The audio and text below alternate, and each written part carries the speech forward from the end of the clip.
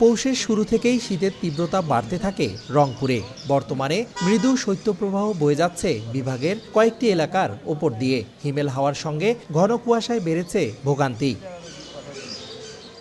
সবচেয়ে বিপাকে পড়েছেন হতদরিদ্র, ছিন্নমূল ও স্বল্প আয়ের শ্রমজীবী মানুষ। হাড় কাঁপানো শীতে মিলছে না কাজ, কমেছে আয়। অনেকে খড়কুটো দিয়ে আগুন জ্বালিয়ে শীত নিবারণের চেষ্টা করছেন।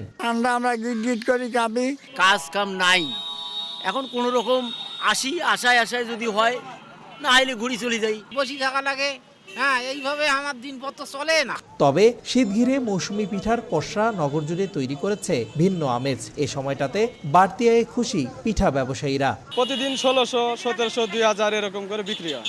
আল্লাহ দিলে মোটামুটি ভালো বেচা কেনা হয়। আগে ঘাটতিটা এখন আমাদের উঠতেছে। গড়ে আমার ৩-৪ হাজার টাকা বিক্রি হয়। আবহাওয়া অফিস বলছে আগামী 2 থেকে 3 দিনের মধ্যে শৈত্যপ্রবাহের আশঙ্কা আছে।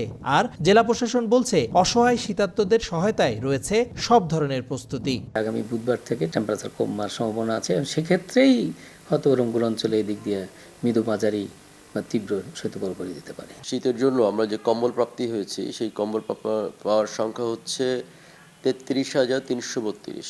শুধুমাত্র সরকারি ভাবেই না, আমরা বেসরকারিভাবেও বিভিন্নভাবে কম্বল জোগাড় করে বিভিন্ন সংস্থার মাধ্যমে কম্বল বিতরণ চলছে। চলতি সপ্তাহে রংপুর বিভাগের তাপমাত্রার পারদ 10 থেকে 12 ডিগ্রি সেলসিয়াসের ঘরে ওঠানামা করছে। রেদওয়ান হিমেল, সময় সংবাদ, রংপুর।